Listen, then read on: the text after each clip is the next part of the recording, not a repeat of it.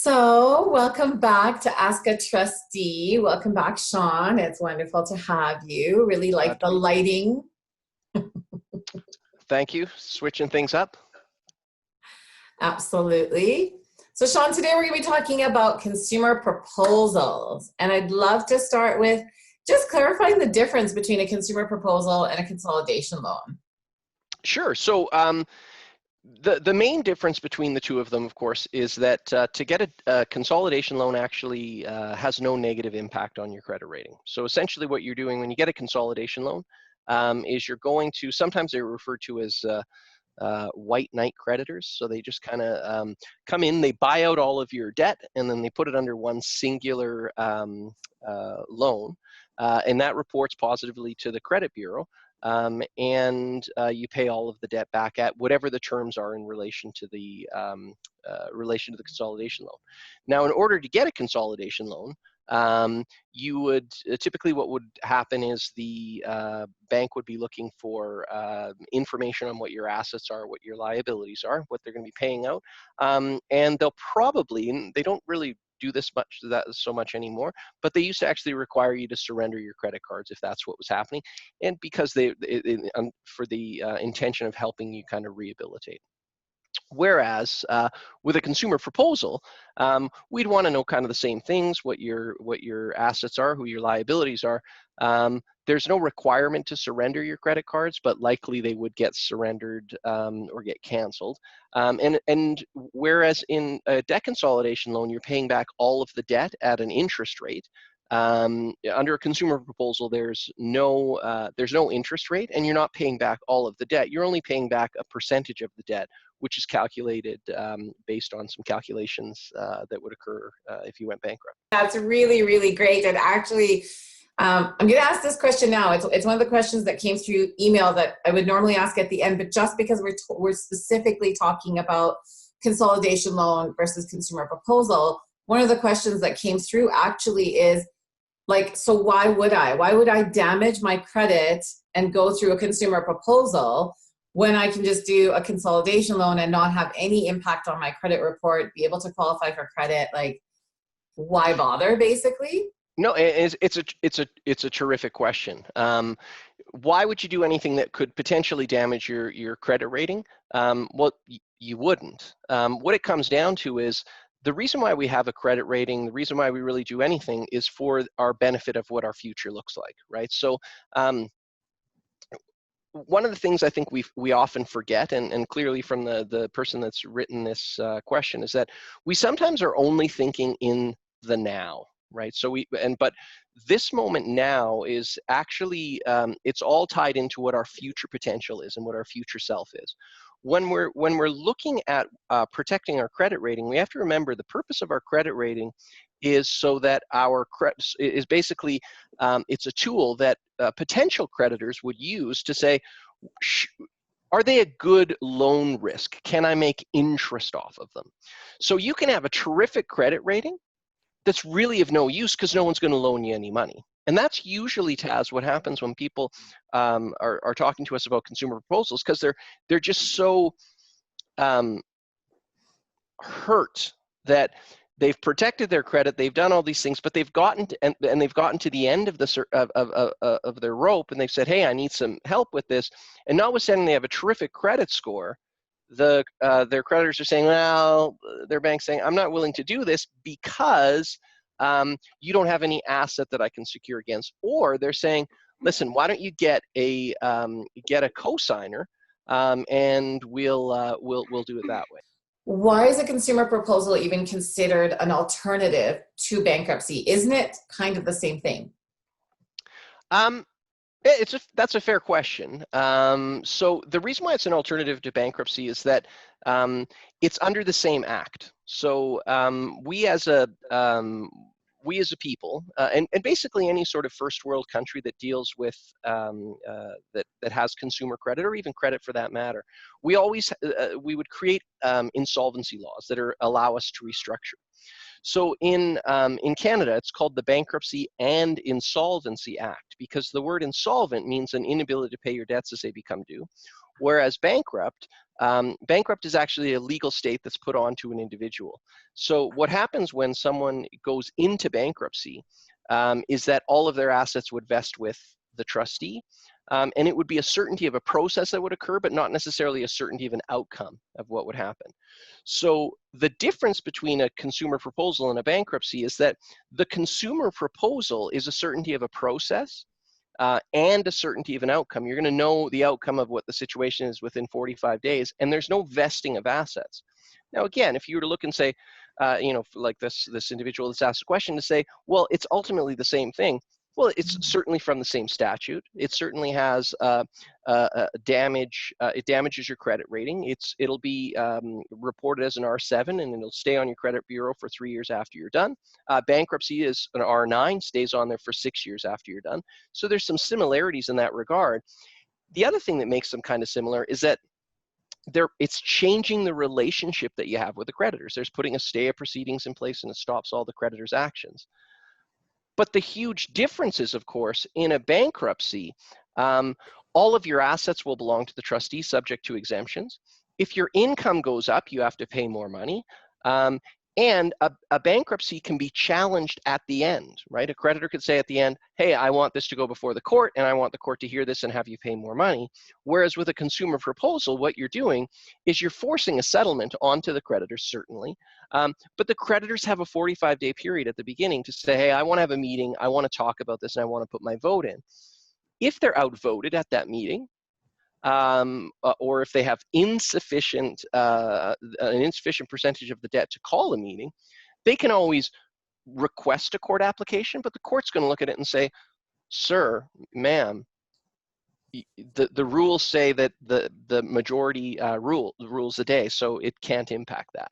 So it's a fair question. They're kind of the same, but it's also, they're not the same at all. It's sort of like RC Cola and Coca-Cola. You know, they are not the same at all. I don't know if you don't like cola. If you're a Sprite person, Sprite and 7-Up, that's kind of what it's like. Yes, or Coke and Pepsi, because they're also not. They're similar, but they're not the same. That's a really good analogy, actually. I like that. So the key difference between a consumer proposal and a bankruptcy, then, number one, is with the consumer proposal, you're absolutely certain of what the process is, and you're certain of what the outcome is. Whereas in a bankruptcy situation, you can be certain of the process, but you're not necessarily certain of what that outcome is. Like we had talked about in our session on Tuesday, we were kind of talking about those situations where it may have to come before the court. So I think that's key. And then the other big one that you talked about is the vesting of assets. And that's actually the next question that I wanted to talk about is, in a consumer proposal, you look at it, either way, this question can either be posed as, what happens to my car and my house and my, my other assets, or it can be posed as, why would I do a consumer proposal and lose everything that I've worked so hard to create, in terms of these assets? So let's talk about vesting of assets and sort of what happens with our assets in a consumer proposal situation. Sure. So I guess the important thing for us to maybe frame around this is that property rights are arguably is what makes us what we are. And I don't mean we're defined by our stuff. And sadly, that can end up happening, that we're defined by our stuff.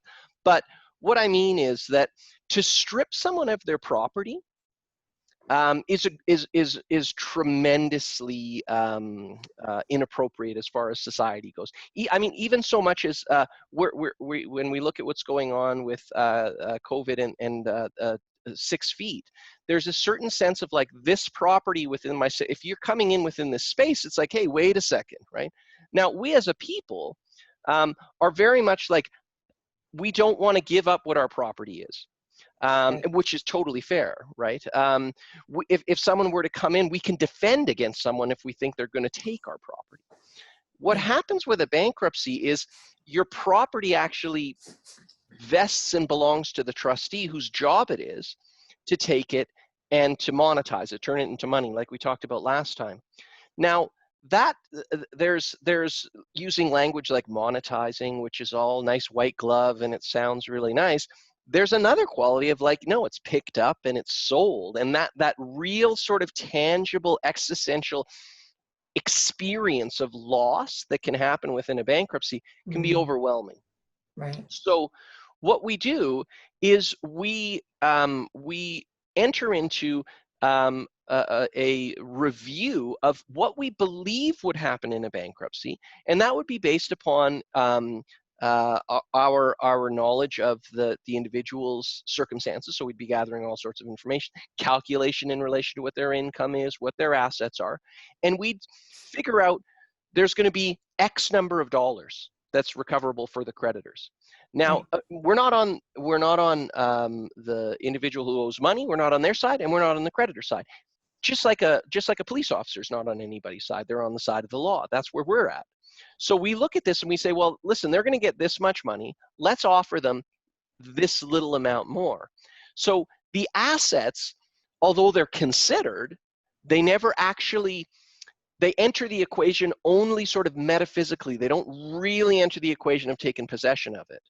So when someone says, well, I don't want to lose any of my assets when I file into a consumer proposal, I say, great, because it's never possible. It can't happen. The only way, there's one way it can happen. You can say, I'm giving my assets up in a consumer proposal. And if you're talking with a trustee— Has anyone ever done that? Oh, well, certainly not with me. I'm going to say that's the worst idea you could possibly do, right? Because you're entitled to keep those assets. And it's very important. I know sometimes we feel guilty about owing money. We feel this sort of guilt about the situations that we're in. So we think, well, I'm going to do this because it's the right thing to do.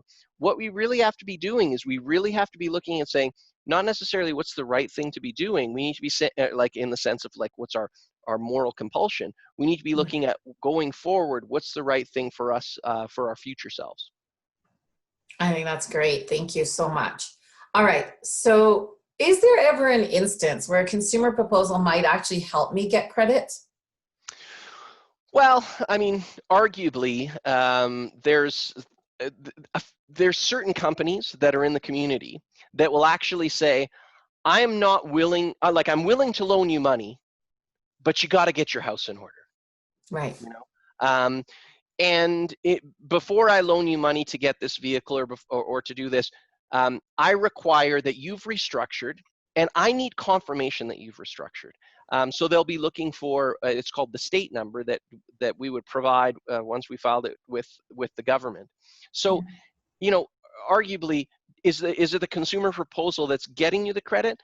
No, it's your commitment to restructure that you're saying to this new creditor, saying, hey, listen, I've got myself into a bad situation in the past. This is my commitment moving forward.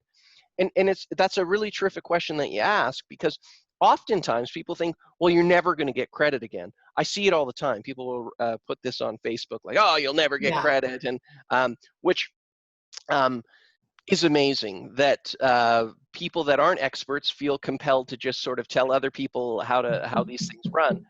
People loan money, creditors loan money to make interest.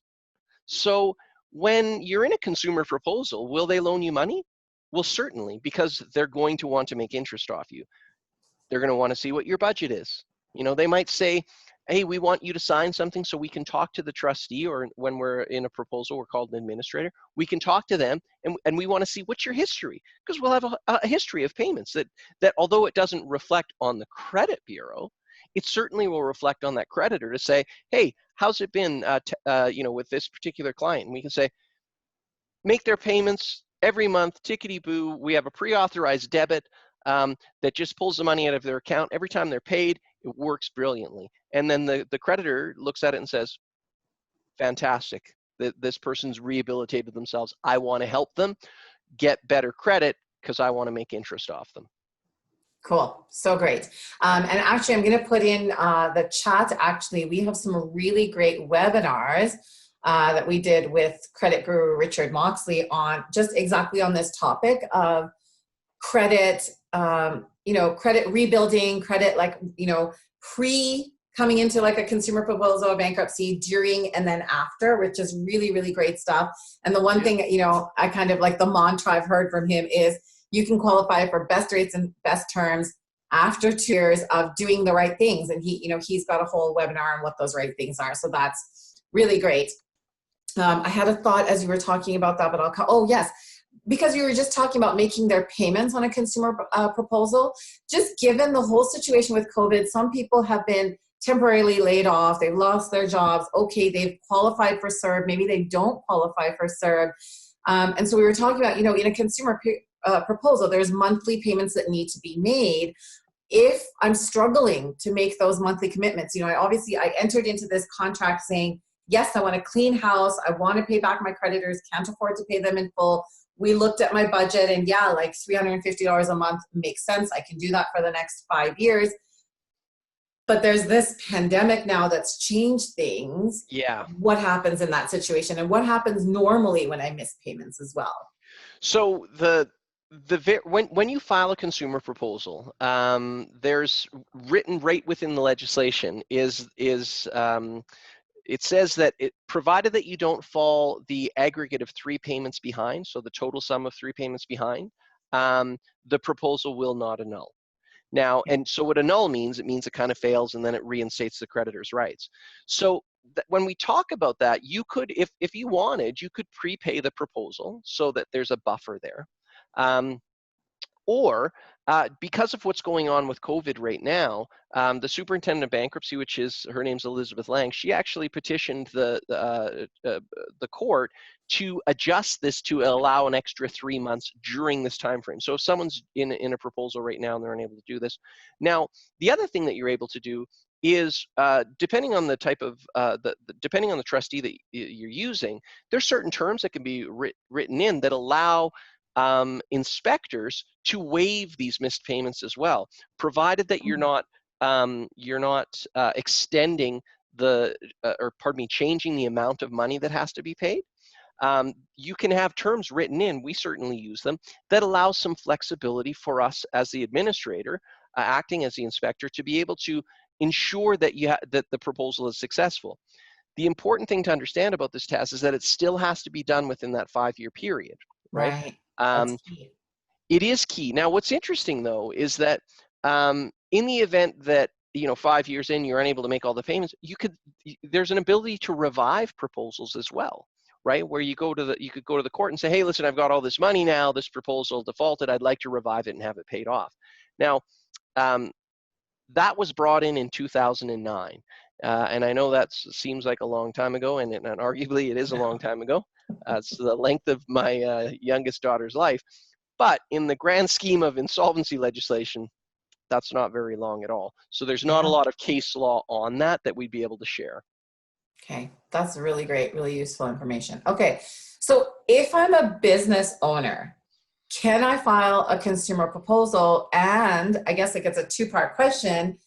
If I file a consumer proposal and I want to start another business, can I? So, yeah, so important thing to understand here, when we look at a consumer proposal and we look at that definition, we sometimes think that consumer, it just means that you have to just be, it's for an individual. What it means is that it's a definition that a consumer debtor is defined as someone that owes, well, it used to be prior to 2009, so like when I mentioned the year my daughter was born. So it used to be a consumer debtor was defined as someone that owes $75,000 or less, excluding the amount that they owe on their home. So $75,000 excluding their mortgage. In 2009, given the sheer amount of debt that we as Canadians hold, that amount was adjusted to $250,000. So $250,000, you're still defined as a consumer debtor. So when we look at the question, if, hey, I'm a business owner, can I file a consumer proposal? It's not about being a business owner. It's not about being an entrepreneur.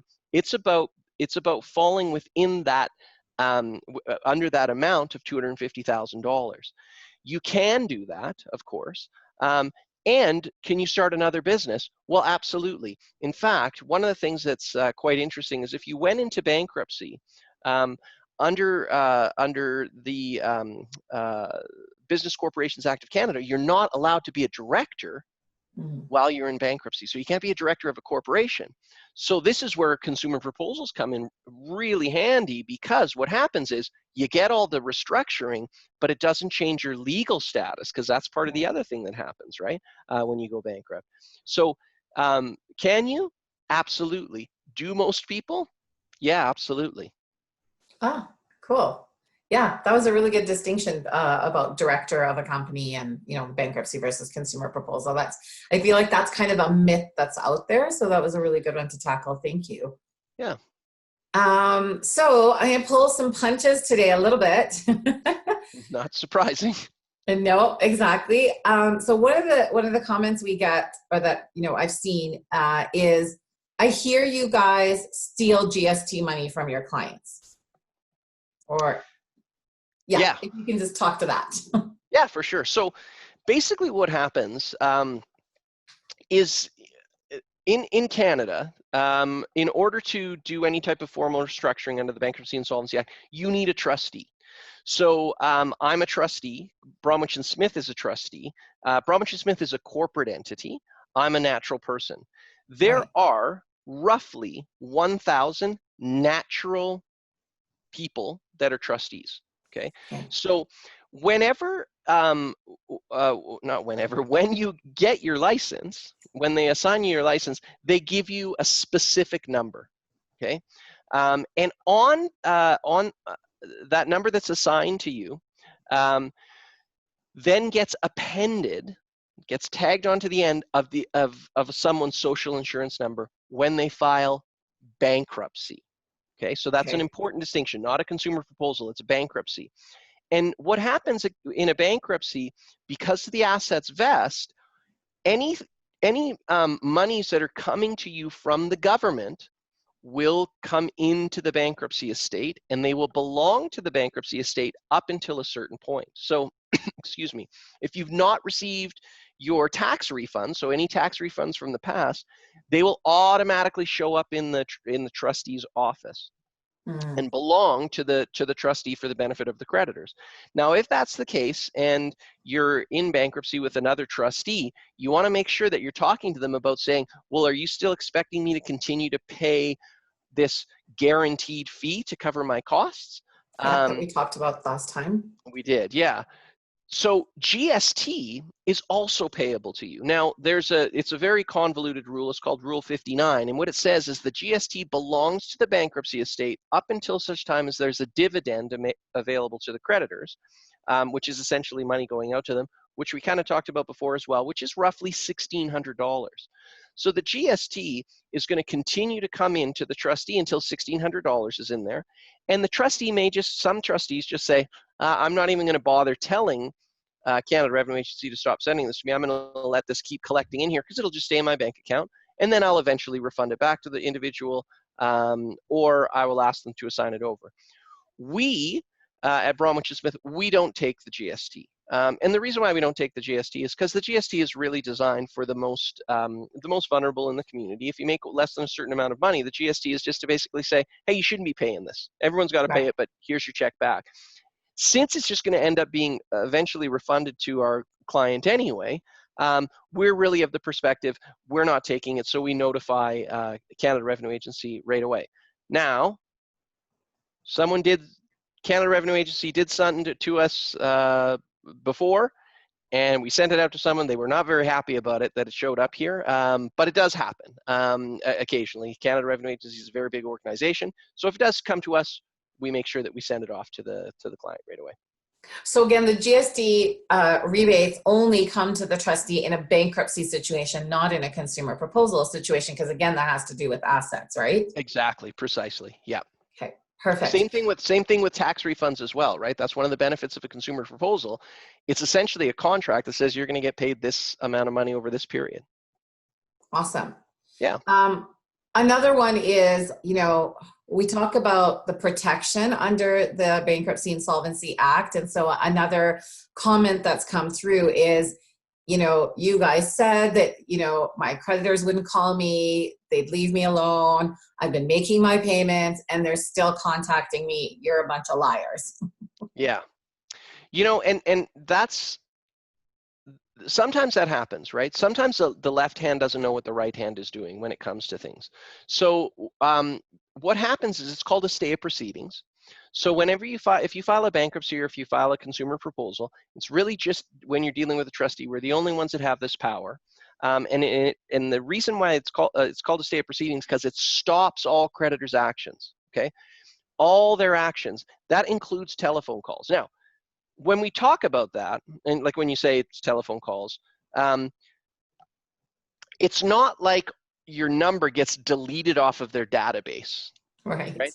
It's not like the creditor knows we can't collect anymore. So what you gotta understand, and what people need to understand is, collectors that are calling you, they don't want to be calling you if they can't get any money out of you, right? Right.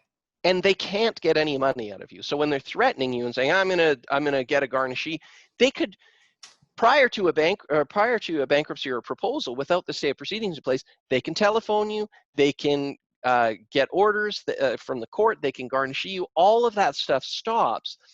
They don't want to keep telephoning you, but sometimes it's the case that, as I said earlier, the left hand doesn't know what the right hand's doing. So really, what I recommend is, when you talk to them, you just say, I filed a consumer proposal or a bankruptcy with Bromwich+Smith. Have them contact our office. And in fact, right on our website, there's a specific page that a good friend and colleague of mine put on there, and it basically sets out how to deal with these proofs of claim, and for creditors to do that. If the creditor just says, I'm not going to do this, get their name, get their contact information, so that our client services group can reach out specifically to that particular character and let them know, here's your stuff, you're not getting any money, and you want to stop this. So now, to be fair, Taz, I can appreciate people's frustration, right? I mean, there's nothing more frustrating than when someone says, I will deliver this service, and they don't deliver the service. Well, the fact of the matter is the service is delivered. It's just that this individual that we can't control, if they're still calling, we need to reach and speak to that particular individual and maybe that particular individual's manager, because they've kind of missed the boat in relation to things. And unfortunately, that's a hard job. Like I know no one really feels bad for collectors, but you really should. That's a hard job, and they have jobs that they need to be doing. They've got their own bills that they need to pay. We as a people, unfortunately, sometimes the system pits us against us. And so that individual that's trying to collect, they have certain quotas that they have to make. They sure as heck don't want to be trying to collect from you because they can't get any money. Because even if they somehow you paid them, we would have to go recover it anyway. True. So I want to be mindful of time. We're almost at 7:30 here, so I'd like to open it up to Q&A from anyone that's on the webinar now.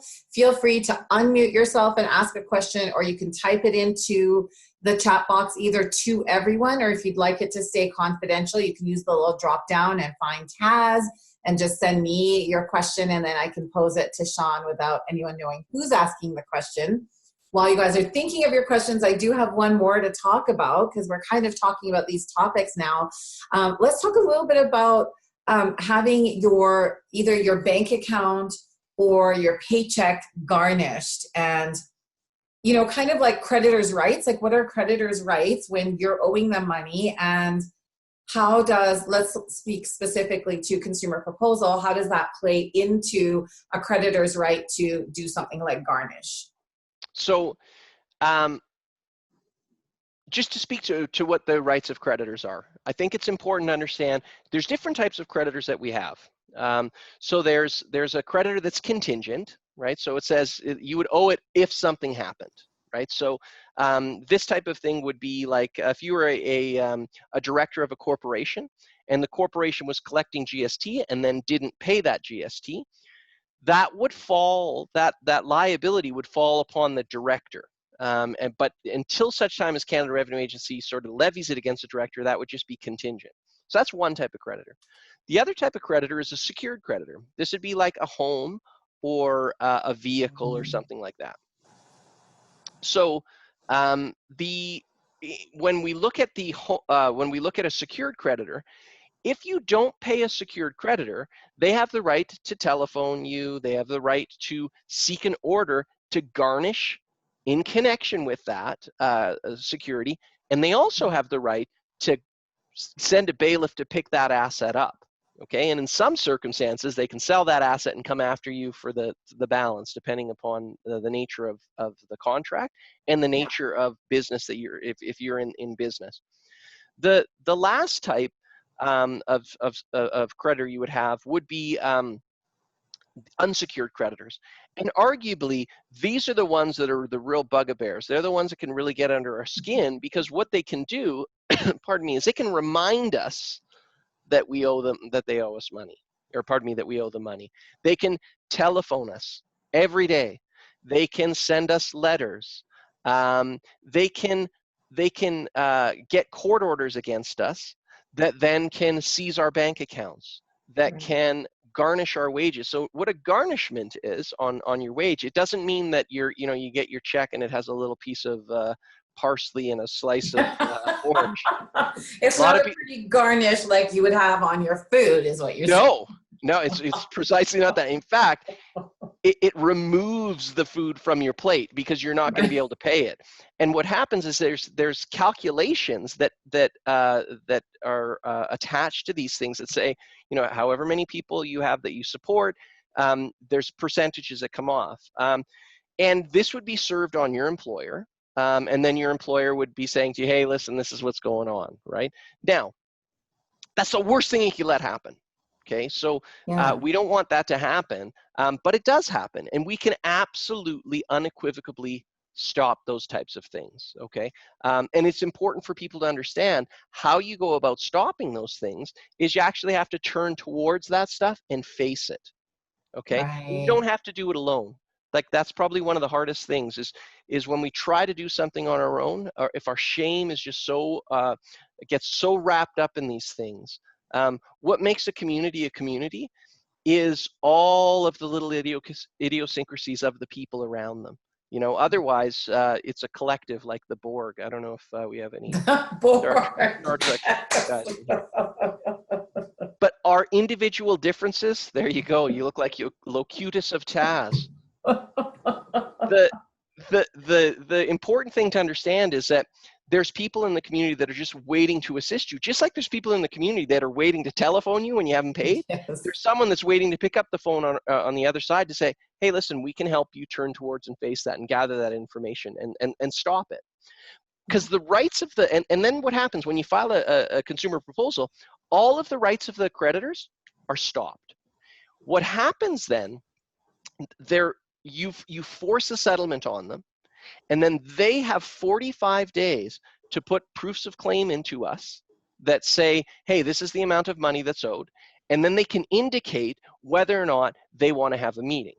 And basically, they'd want to have a meeting because they'd want to vote your proposal down, right? So in order to call that meeting, they have to have at least 25% of the proven claims that have come in within the first, in this 45 days. And then, if there's a meeting called, they have to have the majority of the votes. Now, each dollar owed is worth one vote. So they could have 25% call the meeting, but then be unable to sway the vote. Now, what's important to us to understand about this, I mean, like, because if certainly if I was listening to some of this, I'd be like, okay, how many times, like, what's the percentage of this happening, right? Yeah. And I imagine it would differ from trustee to trustee, just because you end up developing different relationships. It's sort of like you go see a doctor. A doctor's a doctor's a doctor's a doctor. Well, no, not really. That's like, I mean, they all have the same the professional designation, but sometimes it's the relationship and exchange.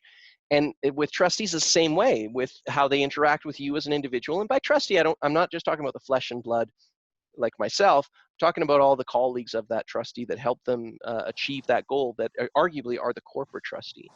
They develop relationships with those creditors. And so on our side, 88% of the time, we put a proposal forward, it's done. We don't have meetings, we have nothing. Nice. 12% of the time, we do have to have meetings, and we have a 98% success rate.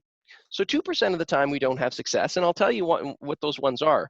It's usually the creditor will come back and ask for way more money than the individual is willing to put forward. So they'll settle on a proposal, but they'll say, I want this much money. And the individual will look at it, we'll talk to them about it and say, listen, they're asking for this. If you go bankrupt, maybe you're only paying this amount down here.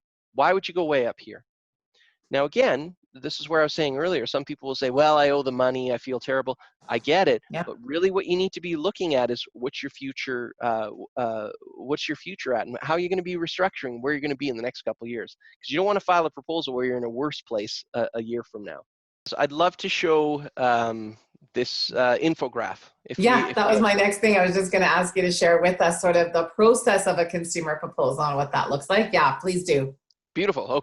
Okay, so so what I want to show you, so when we look at this, when we're talking to people, they'd be right here at the beginning, start filing a proposal. Now, before they even get to this place, we would have debt relief specialists. When you telephone us, we'd be gathering all of this information so that we can get a clear and precise picture of where the individual's at. And the reason why this is so important is because we want to make sure we get everyone off on the right foot. So you can see here, the right foot has got a giant debt ball attached to it. And on this one here, and you can see, oh, they're not very happy. And you can see here, here I am prior to growing this beard. So what happens is we file the proposal, and then we wait 45 days, okay? During that time frame, there's a stay of proceedings that stops all the creditor's actions. You're going to do a couple of counseling sessions. The first counseling session is really about money management, obtaining and using credit, the warning signs of financial difficulty, and then the next one will probably happen about 60 days after that. So the second counseling session's not going to have happened prior to this 45 days, but we will make sure that we get that first one done. At the 45th day, what we do is we review and see, of the claims that have come in, do we have 25% of them asking for a meeting? So if the answer is, yep, there's a meeting, we come down here and we have to go here. And we're going to have a meeting with them. Now, during this time frame, this is about 21 days from here to here.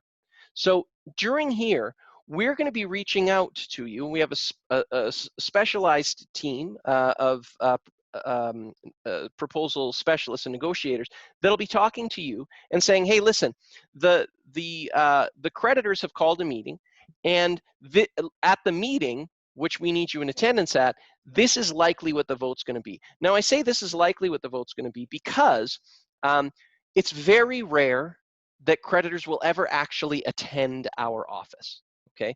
And the reason being is because there's this thing called COVID-19. No, I'm just kidding. That's one. They're not attending our office with that. But even prior to that, they weren't coming. And the reason being is we're not on the creditor side, nor are we on the client side. We stand right in the middle. So if the creditors send direction to us and say, hey, at the meeting, vote this way, we're not going to sort of be like, oh, we'll just slip that over here and forget about it. We will actually, we're bound to honor the terms of those votes. So we will kind of know what the outcome is. So we'll talk to you and talk to the creditors to talk about potentially amending the terms, okay? Now, in the event that the creditors are able to call a meeting, but and they want the terms amended, but they're not going to be able to actually vote the proposal down, we're just going to say to you, listen, we're going to have a meeting, but the vote is just going to have this thing pass, okay? If it passes, it comes up here. We wait 15 days to see if there's a court. If anyone requests to have it reviewed by the court, which is super unlikely that's going to happen, then what you do, make your payments, and then look at this. You're jumping for joy, and you have no debt here.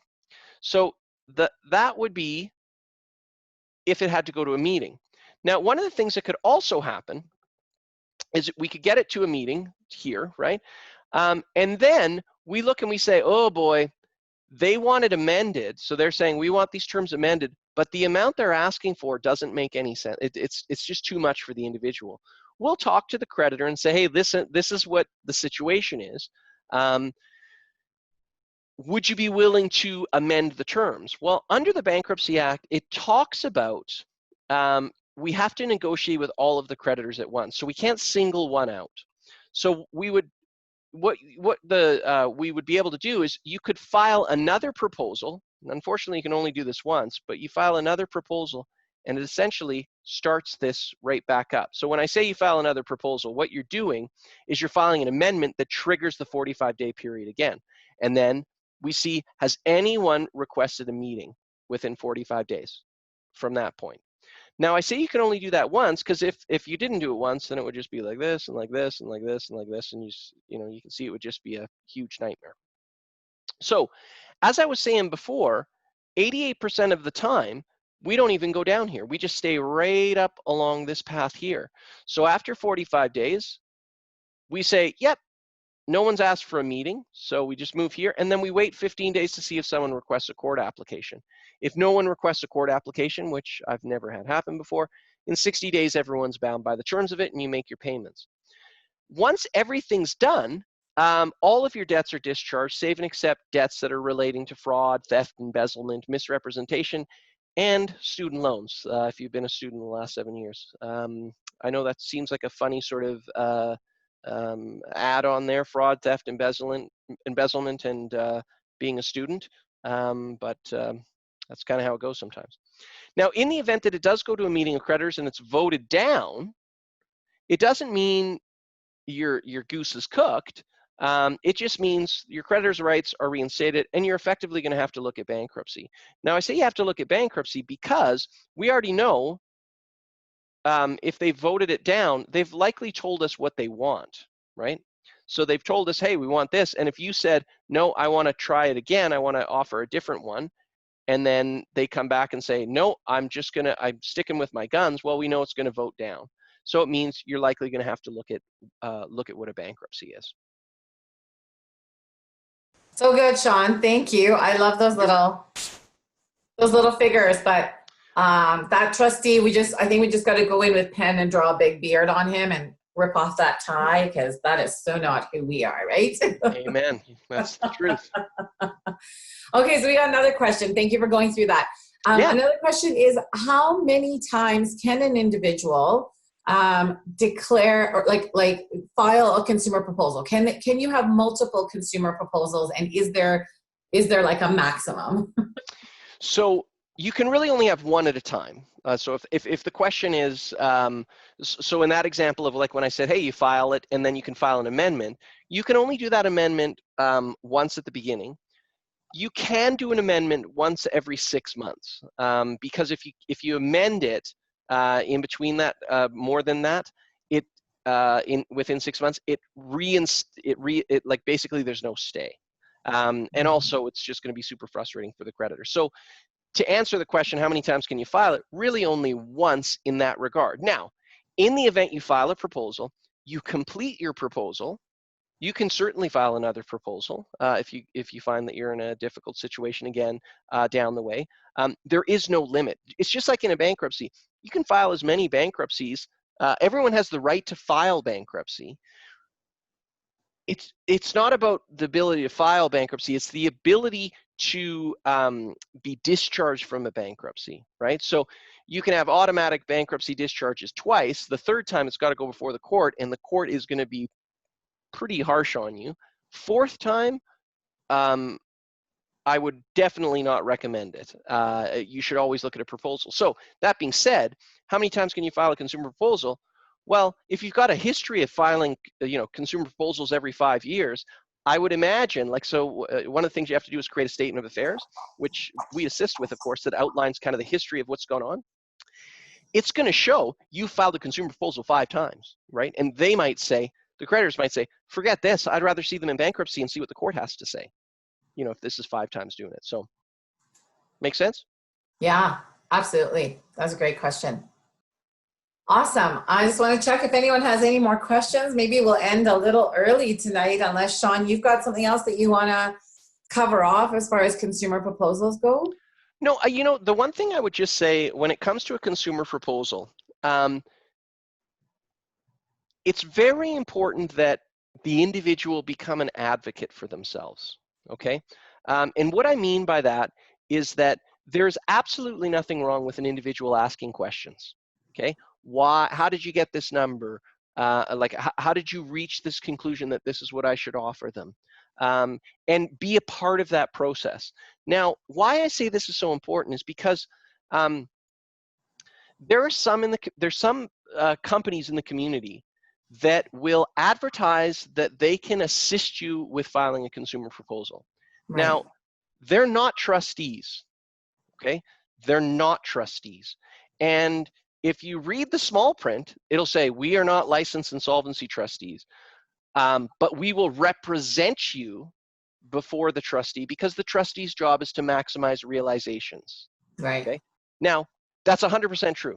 The trustee in bankruptcy's job is to maximize realization. So what that comes down to is you have to sell assets and get as much money out of the assets as possible. That's what it's really about. And I think we talked about this in one of our other webinars, they take a sliver of the truth and pervert it into this situation that says, you cannot trust this officer of the court. Trust me, and I'll charge you $3,600 and bring you to the right trustee. Now, why I want to be really clear about being an advocate about this is that you don't require using one of these companies that are going to charge you money. That arguably, what these companies will also say is they'll say, hey, and we'll do your counseling for you, right? And they can do your counseling because they can be registered as insolvency counselors by the Office of the Superintendent of Bankruptcy. Well, I'll tell you something, Taz. The Office of the Superintendent of Bankruptcy, which is our government. Yeah. So the Office of the Superintendent of Bankruptcy, thank you, Chris, is so concerned about the behavior that they are now registering these counselors as against individual licenses. So anyone that is an insolvency counselor has to be attached to a particular trustee. So everyone at our firm is registered through myself and through the other trustees as well. Now, and the reason why they're so concerned is that there's this sort of issue within the community where the citizens that are dealing with these companies actually believe that they're required to continue to pay these companies even after they've filed into a proposal. Right. And the difficulty of that is, as far as I'm concerned, is that citizen then is really paying money that they think is part of this legal process, which I would argue would suggest that they're actually they're paying over trust funds. Now, there's a class action lawsuits in relation to some of these companies. There's plenty of literature from the superintendent on this. There's plenty of trying to get that information out, but unfortunately, because of the fear of trustees within the community, and I can appreciate the fear. Like, I can totally appreciate the fear of, like, I don't really want to turn and face towards this situation, so I'll have someone stand with me. But you ask a loved one to come. You know, if you're talking to a trustee that's like, nope, it's just got to be, only you can be in attendance, and well, go find another trustee. Like, there's plenty of times I have loved ones come in with people, and I always encourage it because.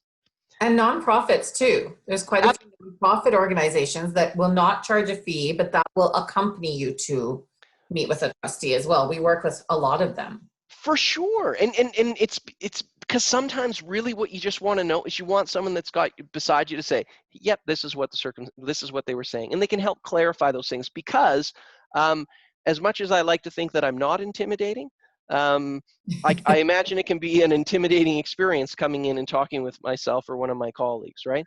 So it is super important though. So when we look at a consumer proposal, always be dealing with a licensed insolvency trustee. So if you're talking to a company that says, oh, and then I'll get you to the trustee and I'll bring you to the trustee, or I'll have the trustee come into my office, red flag.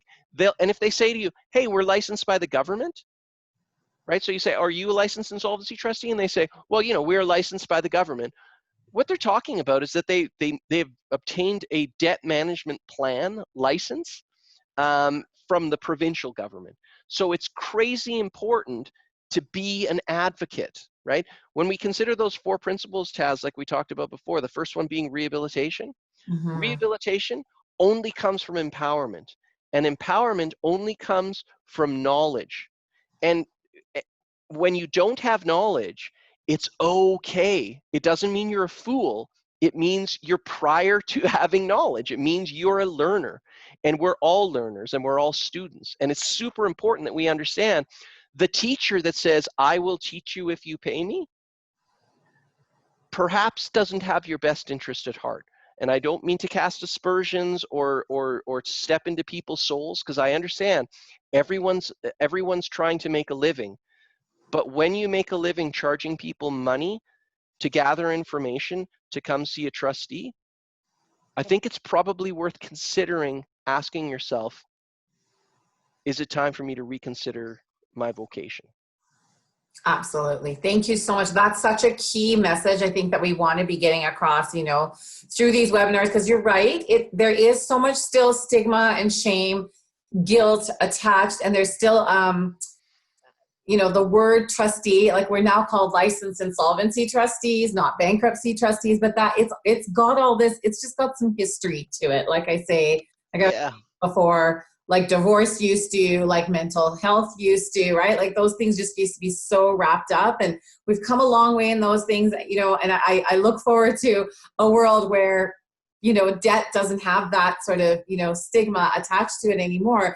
But you're right, like because it's so wrapped up in that, A, people aren't asking the questions. B, we don't even know what questions to be asking. And this information is not readily available. And it really leaves us open then to, you know, people sort of taking advantage of the fact that, hey, you're embarrassed to talk about this. There's a lot of stigma. You don't want to talk to a bankruptcy trustee, which we're not even called that anymore. Let me help you. And you know, genuinely, I think people are trying to help, like you said. Absolutely. There is value to some of these things. But again, when you know better, you can be empowered to do better and to ask the right questions. So if someone is saying, I will, you know, then you will meet the trustee, or I will introduce you to a trustee, I will walk this file over to a trustee, or, you know, like even having the knowledge to ask that question. So are you a licensed insolvency trustee? Is this a licensed insolvency trustee company that I'm dealing with? Just even, I feel like that little bit of information is kind of worth this whole webinar, to just, if everyone just took away that is a great question to ask. Yeah. And if they're not, and there's some fees involved, like just, you know, just take a breather even. You don't have to make a decision just right then and there. Take a breather, maybe ask a few more questions, maybe talk directly to a licensed insolvency trustee firm, and make no bones, you know, just because you call a licensed insolvency trustee firm, nobody's putting you into anything, right? There is a lot of due diligence that takes place. We have a consultation. It's no obligation. There's no arm twisting or anything, you know. It's, I think anytime that you feel that pressure and you're like asked to pay more money when you're unable to pay your creditors, these are some things to start questioning for sure. Absolutely. Awesome. Thank you so much. And that also tied into sort of my question around, you know, what are the fees to look at a consumer proposal? And it kind of, you know, it basically took care of that as well. So thanks so much everyone for being here. Okay, thanks so much, Shawn. Thanks everyone. Enjoy your long weekend.